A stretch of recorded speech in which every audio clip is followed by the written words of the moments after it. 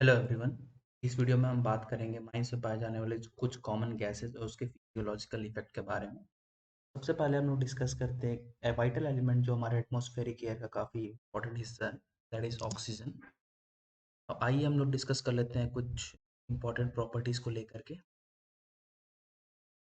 सबसे पहले important properties of oxygen को हम लोग यहाँ पे देखेंगे तो वो होता है, एक कलरलेस होता है, ये एक कलरलेस गैस होता है, एक ऑर्डरलेस एंड टेस्टलेस गैस होता है, ये स्लाइटली सॉल्यूबल इन वाटर होता है और ये स्लाइटली हैवियर देन एयर होता है, ग्रेविटी ऑलमोस्ट 1.1।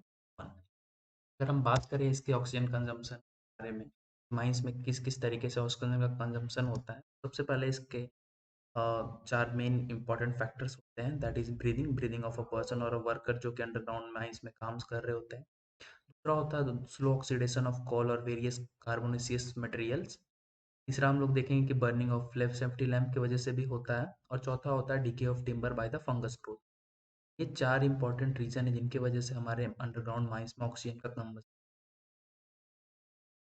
एक चीज़ हम लोग यहाँ पर ध्यान देंगे, ये जो फ्लेम सेफ्टी लैंप होता है, का जो फ्लेम होता है वो ऑलमोस्ट 17.5% के बिलो जाने पे ये बुझ जाता है। ये इंडिकेट करता है कि वो कंडीशन हमारे लिए, वर्क कंडीशन हमारे लिए सेफ नहीं एज अ ह्यूमन बीइंग। दो चीज़ें यहाँ पर हम लोग देखेंगे, एक होता है हमारा स्मॉल बर्ड्स, एंड दूसरा होता है हमारा एसिटिक लैम्प।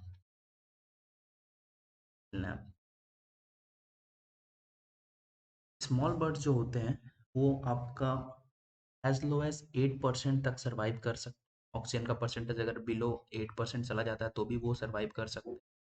वहीं एसिटिलीन लैम्प जो होता है वो ऑलमोस्ट 12 to 13% ऑफ ऑक्सीजन में भी वो लैम्प बुझता नहीं है। तो ये तो दो चीज़ें हैं, small bird and acetylene. These are not good indicate for detecting the oxygen deficiency. आइए हम लोग अब बात करते हैं अगले गैस के बारे में, दैट इज नाइट्रोजन। तो नाइट्रोजन का कुछ इंपॉर्टेंट प्रॉपर्टीज यहाँ पर हम लोग देख लेंगे। हम लोगों ने पहले भी देख रखा था कि नाइट्रोजन एक इनर्ट गैस होता है जो कि कलरलेस, ऑर्डरलेस एंड टेस्टलेस भी होता है। ये एज हैवी एज एयर होता है जिसका स्पेसिफिक ग्रेविटी ऑलमोस्ट होता है 0.967। ये एक ऐसा गैस होता है जो कि नाइदर कंबसन को सपोर्ट करता है और ना ही कंबसिबल होता है। इसकी एक इंपॉर्टेंट प्रॉपर्टी ये है कि ये अंडरग्राउंड फायर्स को बुझाने में हमारी मदद करता है, that is in quenching of underground fires हम लोग नाइट्रोजन का इस्तेमाल करते हैं। हम लोग अगले गैस में देखेंगे कार्बन डाइऑक्साइड के बारे में। तो यहाँ पर हम लोग सबसे पहले कुछ उसके इंपॉर्टेंट प्रॉपर्टीज को देख लेते हैं। वो भी एक कलरलेस गैस होता है, वो भी एक ऑर्डरलेस गैस होता है, बट इसका टेस्ट थोड़ा बिटर होता है। बिटर क्यों होता है? क्योंकि ये जब वाटर के साथ मिलता है तो एक वीक एसिड का फॉर्मेशन होता है, the formation of weak acid. ये काफी सॉल्युबल इन वाटर होता है। वही इसकी स्पेसिफिक ग्रेविटी की बात करें तो ये काफी हेवियर होता है हमारा एयर से, दैट इज 1.52।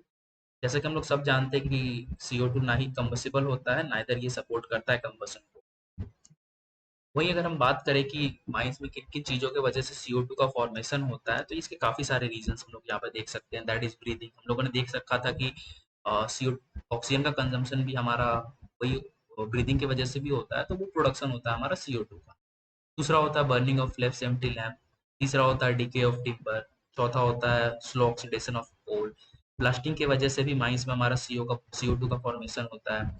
वहीं हम लोग अगर बात करें working of IC engine, IC means internal combustion engine, diesel engine जो हमारे माइंस के अंदर में यूज हो रहे होते हैं, उसकी वजह से भी हमारा CO2 का फॉर्मेशन होता है। और सबसे important that is mine fire and explosion की वजह से भी हमारा CO2 का फॉर्मेशन होता है। हम लोग आगे भी देखेंगे इन चीज़ों के बारे में, डिटेल्स में पढ़ेंगे कि किन किन चीज़ों की वजह से माइन फायर होता है और किन किन चीज़ों की वजह से एक्सप्लोजन होता है माइंस के अंदर में। अब हम लोग देखेंगे कि effect of breathing air containing the large percentage of CO2 means अगर हम एक लार्ज परसेंटेज ऑफ CO2 को हम लोग ब्रीथ करते हैं during the working in the underground mines, तो उसके वजह से हमारे बॉडी में क्या क्या चेंजेस आते हैं, क्या उसका फिजियोलॉजिकल इफेक्ट पड़ता है। तो अगर हम लोग बात करें, अगर ये 3% में हम लोग उसको इनहेल करते हैं तो हमारा जो ब्रीदिंग होता है वो ऑलमोस्ट डबल हो जाता है। वहीं बात करें अगर हम लोग 6% के बारे में, तो हमारा वॉयलेंट पेंटिंग, हेडेक, एक्सॉशन ये सब देखने को मिल सकता है। यही परसेंटेज अगर बढ़ करके 10% हो जाता है तो एक severe distress, suffocation and unconsciousness occur करता है हमारे बॉडी के लिए। वहीं 15% तक ये इंक्रीज हो जाने पे ये हमारा कॉन्शियसनेस लॉस हो जाता है, हमारे सोचने समझने की शक्ति खत्म हो जाती है। वहीं अगर ये बढ़कर 25% हो जाता है तो उसमें डेथ भी हो सकता है उस वर्कर का, अगर कुछ घंटे उस कंडीशन में उसने अगर काम कर लिया है तो। एक चीज हम लोग यहाँ पर ध्यान देंगे कि जो फ्लेम सेफ्टी लैंप होता है, अगर ये CO2 का परसेंटेज अगर 3 to 4% से अगर इंक्रीज करता है तो ये फ्लेम सेफ्टी लैंप हो जाता है, वो हमारा बुझ जाता है। उसका जो फ्लेम होता है वो इंडिकेट करता है कि वो जो वर्किंग कंडीशन है अब हमारे लिए फेवरेबल नहीं है, और ना कि और वो एक सेफ एनवायरनमेंट नहीं है जहाँ पर हम काम कर सकते हैं। तो उस जगह को जल्दी से जल्दी छोड़ देना ही बेहतर है हमारे लिए। अब हम लोग देखेंगे अगले गैस में, that is black damp. Black damp हम लोगों ने पिछले वीडियो में देख रखा था कि ब्लैक डैम्प बेसिकली सीओ और एक्सेस ऑफ नाइट्रोजन से बना होता है। अगर हम बात करें कि फॉर्मेशन किस किस वे में होता है, अगर ये ब्लैक डैम्प का फॉर्मेशन ऑक्सीडेशन ऑफ कोल की वजह से होता है तो उसमें सीओ का परसेंटेज होता है 5%। वहीं अगर हम बात 5% और N2 का परसेंटेज होता है 95%, दैट इज एक्सेस। ये हम देख सकते हैं कि ये काफी एक्सेस परसेंटेज में है। वहीं अगर हम रोटिंग टिम्बर की बात करें तो उसमें CO2 का परसेंटेज होता है 20%, और वहीं N2 का परसेंटेज होता है 80%। तो इन दोनों कंडीशन में हम लोग देख सकते हैं कि दोनों फॉर्मेशन में N2 का जो परसेंटेज है ब्लैक डैम्प में वो काफी ज्यादा है इन कम्पेयर टू CO2। आगे हम लोग बात करते हैं कुछ प्रॉपर्टीज के बारे में। ये भी एक कलरलेस, ऑर्डरलेस, एसिडिक टेस्ट, और ये एक ऐसा गैस होता है जो कि कंबसन को सपोर्ट नहीं करता है। अगर हम फिजियोलॉजिकल इफेक्ट की बात करें ब्रीदिंग में, तो इसके तीन इंपॉर्टेंट फैक्ट देख सकते हैं हम लोग यहाँ पे क्या क्या है। अगर ये 25% होता है black damp, mean 75% air and 25% black damp होता है, तो हमारा जो ब्रीदिंग रेट होता है वो डबल हो जाता है। वही बात करें अगर 40% ब्लैक डैम्प एंड 60% एयर, तो ये more frequent and deeper breathing occur करता है। वही बात करें अगर हम 50% को लेकर, means 50% black damp and 50% air, ये काफी ज्यादा सीवियर हो सकता है। मीन्स हेडक, हमारा जो फेस होता है वो ब्लू टर्न हो जाता है। ये काफी चीजें ऐसी चीजें जिन चीजों का हमें ध्यान रखना चाहिए माइंस के अंदर में काम करते वक्त। एक काफी इंपॉर्टेंट चीज है, अगर हम ब्लैक डैम्प को अपने माइंस से कम करना चाहते हैं, मीन्स उसके परसेंटेज को अगर हम कम करना चाहेंगे, तो अगर वो काफी अगर मीन्स अगर ब्लैक डैम्प काफी कम परसेंटेज में है तो हमारे sprinkling of lime means CAO, इसका स्प्रिंकलिंग करते हैं ताकि ब्लैक डैम्प का परसेंटेज कम हो जाए। मीन्स अगर लार्ज कंसंट्रेशन में हमारा ब्लैक डैम्प है तो उसके लिए हमें हमारे वेंटिलेशन को इम्प्रूव करना ही पड़ेगा, उसके अलावा हमारे पास कोई उपाय नहीं। अब हम बात करते हैं एक वेरी इंपॉर्टेंट गैस जो हमारे लिए काफी खतरनाक साबित हो सकता है, दैट इज कार्बन मोनोऑक्साइड और व्हाइट डैम्प।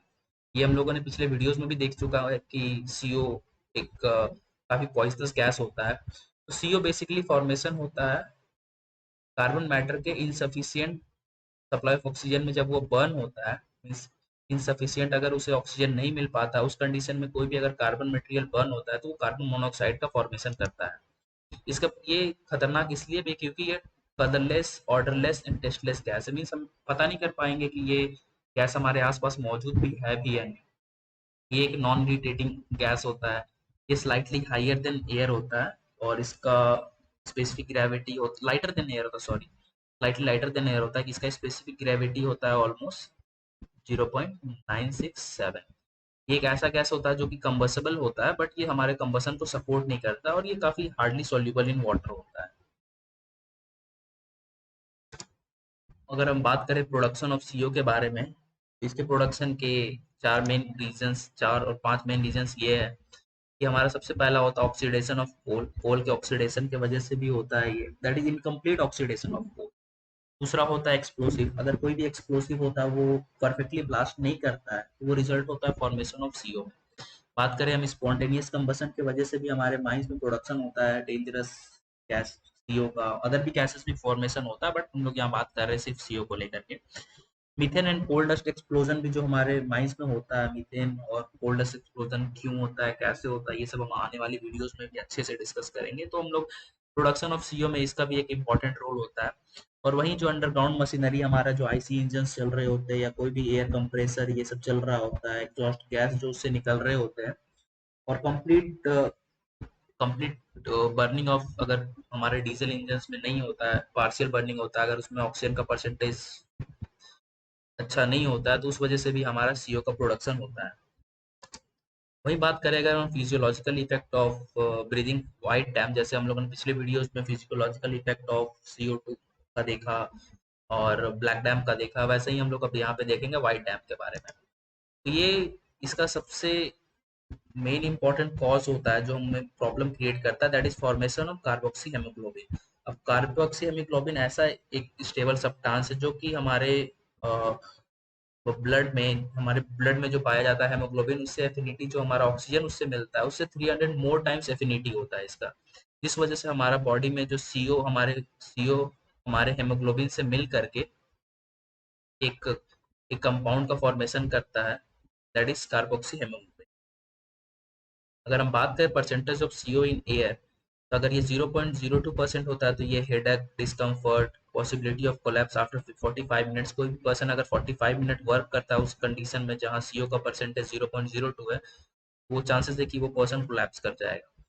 दूसरा है सेकेंड, दैट इज 0.12%, जिसमें पैल्पिटेशन आफ्टर 10 मिनट्स, मीन्स इंसान पसीने पसीना हो जाएगा उस कंडीशन में वर्क करते हुए। तीसरा है 0.2% में उस पर्सन का अनकॉन्शियसनेस हो जाता है, means after 10 minute of working.